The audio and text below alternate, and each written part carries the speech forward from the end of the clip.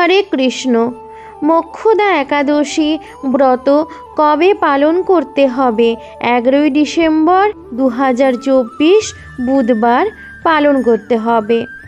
মোক্ষদা একাদশী ব্রত অগ্রহায়ণ মাসের শুক্লপক্ষের একাদশী ব্রত।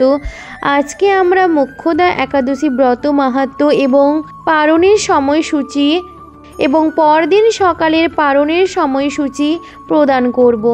তো এই মোক্ষদা একাদশী ব্রত অত্যন্ত মাহাত্ম্যপূর্ণ, কারণ এই দিনে এই একাদশী তিথিতে ভগবান শ্রীকৃষ্ণ তিনি অর্জুনকে উদ্দেশ্য করে সমগ্র বিশ্বের সমগ্র মানব জাতির উদ্দেশ্যে তিনি শ্রীমদ্ ভাগবত গীতার জ্ঞান দান করেছিলেন। গীতা জয়ন্তী মহোৎসব উদযাপিত হয় সারা বিশ্বের এই মোক্ষদা একাদশী তিথিতে। সেই কারণে এই একাদশী ব্রত অত্যন্ত মহত্বপূর্ণ।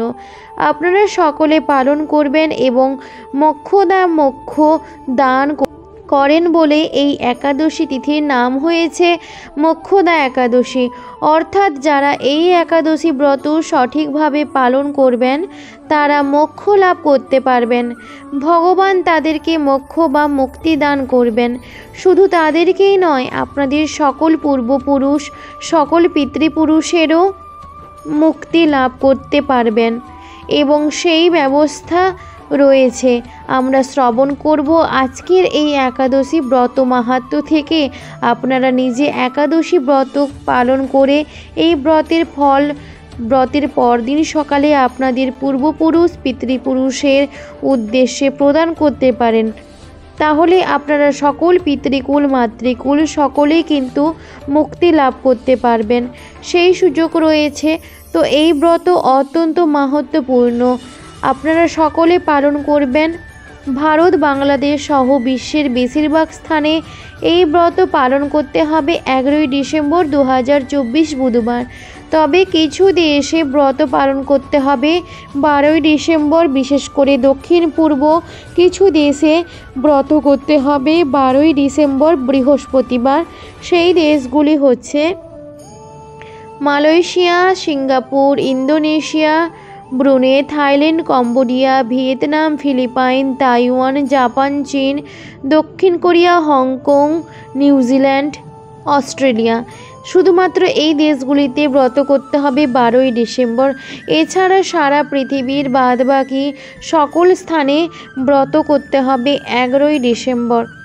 অর্থাৎ ভারত বাংলাদেশে ব্রত 11 তারিখ, মধ্যপ্রাচ্যের সকল দেশে ব্রত 11 তারিখ, ইউরোপ মহাদেশের সকল দেশে এবং উত্তর আমেরিকা দক্ষিণ আমেরিকা সকল দেশে আফ্রিকাতে ব্রত করতে হবে 11ই ডিসেম্বর বুধবার। সঠিকভাবে আপনারা অবশ্যই এই মুখ্য একাদশী ব্রত পালন করবেন।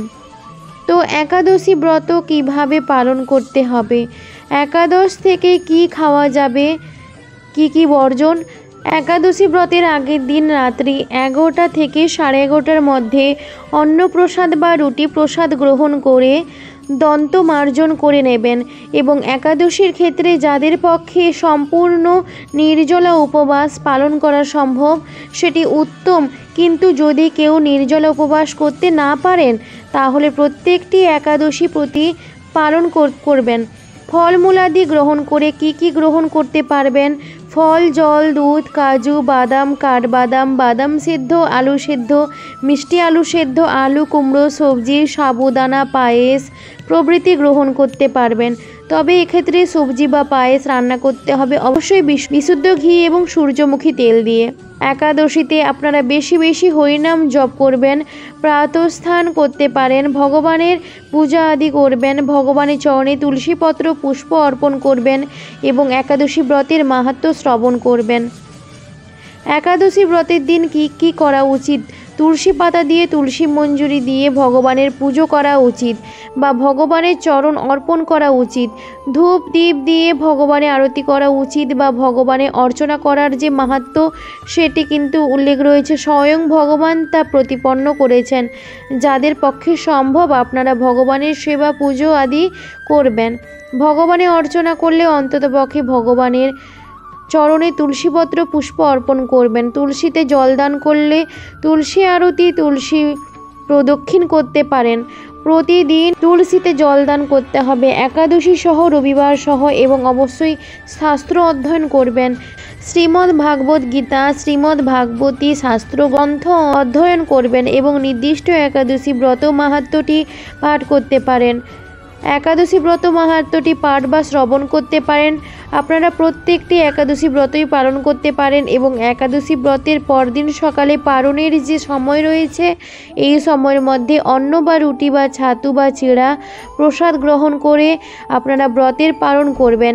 এবং যারা পিতৃপুরুষের উদ্দেশ্যে, পূর্বপুরুষের উদ্দেশ্যে ব্রতের ফল অর্পণ করতে চান, সেক্ষেত্রে এই পালনের পূর্বে আপনারা ভগবানের কাছে প্রার্থনা করে ব্রতের ফল আপনার সকল পূর্বপুরুষদের উদ্দেশ্যে অর্পণ করতে পারেন। বা কেউ চাইলে আপনারা পিতার উদ্দেশ্যে বা পিতামহের উদ্দেশ্যে, প্রপিতামহের উদ্দেশ্যে প্রদান করতে পারেন। এক্ষেত্রে আপনি ভগবানের কাছে প্রার্থনা করলে ভগবান তা গ্রহণ করবেন। কিন্তু যদি কেউ মন্ত্র উচ্চারণ করতে চান, সেক্ষেত্রে এই মন্ত্রটি আমরা প্রদান করছি। এক্ষেত্রে একাদশী ব্রতের নাম এবং আপনার সেই পূর্বপুরুষের নাম এবং গোত্র উচ্চারণ করবেন। তো ইদম মোক্ষদায় একাদশী ব্রত ফলম সর্বেশাম, এবং আপনার গোত্র দিয়ে গোত্রস্য অমুক নাম অর্পণম অস্তু। আপনি যে কোনো একাদশী ব্রতের ক্ষেত্রে যদি ব্রতের পরের দিন ব্রতের ফল পিতৃপুরুষের উদ্দেশ্যে অর্পণ করতে চান, তাহলে সেই একাদশী ব্রতের নামটি পরিবর্তন হবে। মোক্ষদা একাদশী মাহাত্ম্য। যুধিষ্ঠির বলেন, হে বিষ্ণু, আপনাকে আমি বন্দনা করি। আপনি ত্রিলোকের সুখদায়ক, বিশ্বেশ্বর, বিশ্বপালক ও পুরুষোত্তম। আমার একটি সংশয় আছে। অগ্রহায়ণ মাসে শুক্লপক্ষের যে একাদশী, তার নাম কি? বিধি বা কি? কোন দেবতা এই একাদশীতে পূজিত হন, তা আমায় বলুন। শ্রীকৃষ্ণ বললেন, হে মহারাজ, আপনি উত্তম প্রশ্ন জিজ্ঞাসা করেছেন, যার মাধ্যমে আপনার যশ চতুর্দিকে বিস্তৃত হবে। এখন এই একাদশীর কথা আমি বর্ণনা করছি, যা শোনা মাত্রই বাজপেয় যজ্ঞের ফল লাভ হয়। অগ্রহায়ণ মাসে শুক্লপক্ষের এই একাদশী মোক্ষদা নামে পরিচিত, সর্বপাপ নাশিনী ও ব্রত মধ্যে সর্বশ্রেষ্ঠ। এই একাদশী দেবতা শ্রী দামোদর। তুলসী মঞ্জুরি, ধূপ, দীপ ইত্যাদি উপাচারে শাস্ত্রবিধি অনুসারে শ্রী দামোদরের পূজা করতে হবে। পূর্ববর্ণিত বিধি অনুসারে দশমী ও একাদশী পালন করতে হবে। এই উপবাস দিনে স্তবস্তুতি, নৃত্যগীত আদি সহ রাত্রি জাগরণ করা কর্তব্য। হে মহারাজ, প্রসঙ্গক্রমে একটি অলৌকিক কাহিনী আমি বলছি। মনোযোগ দিয়ে এই ইতিহাস শ্রবণ মাত্রই সর্বপাপ ক্ষয় হয়। যে পিতৃপুরুষেরা নিজ নিজ পাপে অধঃজনি প্রাপ্ত হয়েছে, এই ব্রত পালনের পুণ্যফল বিন্দুমাত্র তাদেরকে দান করলে তারাও মুক্তি লাভের যোগ্য হন। কোনো এক সময় মনোরম চম্পকনগরে বৈখানস নামে এক রাজা ছিলেন। তিনি ছিলেন সমস্ত বৈষ্ণব সদ্গুণে বিভূষিত। প্রজাদের তিনি পুত্রের মতো পালন করতেন। তার রাজ্যে বহু বেদজ্ঞ ব্রাহ্মণ বাস করতেন। রাজ্যে সকলেই ছিল বেশ সমৃদ্ধশালী। একবার রাজা স্বপ্নে দেখলেন যে তার পিতা নরকে পতিত হয়েছেন। তা দেখে তিনি অত্যন্ত বিস্মিত হলেন। পরদিন ব্রাহ্মণদের ডেকে বলতে লাগলেন, হে ব্রাহ্মণগণ, গত রাত্রিতে স্বপ্নে নরক যাতনায় পিতাকে কষ্ট পেতে দেখে আমার হৃদয় বিদীর্ণ হচ্ছে। তিনি আমাকে লক্ষ্য করে বলতে লাগলেন, হে পুত্র, তুমি আমাকে নরক সমুদ্র থেকে উদ্ধার করো। তার এই অবস্থা দেখে আমার অন্তরে সুখ নেই। আমার এই বিশাল রাজ্য, স্ত্রী, পুত্র, কিছুতেই আমি শান্তি পাচ্ছি না। কি করি, কোথায় যাই, কিছুই বুঝে উঠতে পারছি না। আমার পূর্বপুরুষেরা মুক্তি লাভ করতে পারেন এমন কোনো পুণ্যব্রত, তপস্যা ও যোগের কথা আমাকে উপদেশ দেন, আমি তা অনুষ্ঠান করব। আমার মতো পুত্র বর্তমান থাকা সত্ত্বেও যদি পিতামাতা পূর্বপুরুষেরা যদি নরক যন্ত্রণা ভোগ করতে পারেন, তবে সে পুত্রের কী প্রয়োজন? ব্রাহ্মণগণ বললেন, হে মহারাজ, আপনার রাজ্যের কাছেই মহর্ষি পর্বতমুনির আশ্রম রয়েছে। তিনি ত্রিকালজ্ঞ। তার কাছে আপনার মুক্তির উপায় জানতে পারবেন।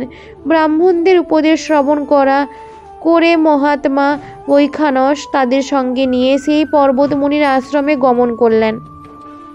তারা দূর থেকে ঋষিবরকে ষষ্ঠাঙ্গ প্রণাম করে তার কাছে গেলেন। মুনিবর রাজার কুশল বার্তা জিজ্ঞেস করলেন। রাজা বললেন, হে প্রভু, আপনার কৃপায় আমার সবই কুশল।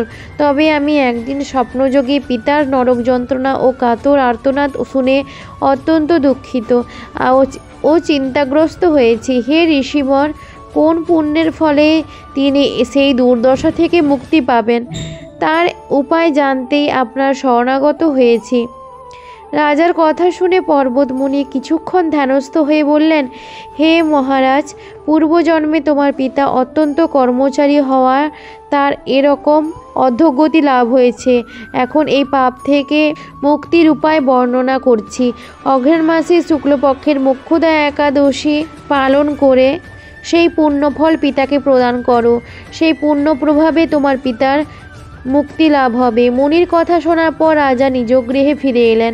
সেই পবিত্র তিথির আবির্ভাবে তিনি স্ত্রী পুত্রাদি সহ যথাবিধি মোক্ষদা একাদশী ব্রত পালন করলেন। ব্রতের পুণ্যফল পিতার উদ্দেশ্যে প্রদান করলেন। ওই পুণ্যফল দানের সঙ্গে সঙ্গে আকাশ থেকে পুষ্পবৃষ্টি হতে লাগলো। হে পুত্র, তোমার মঙ্গল হোক। এই বলতে বলতে বৈখানস রাজার পিতা নরক থেকে মুক্তি হয়ে স্বর্গে গমন করলেন।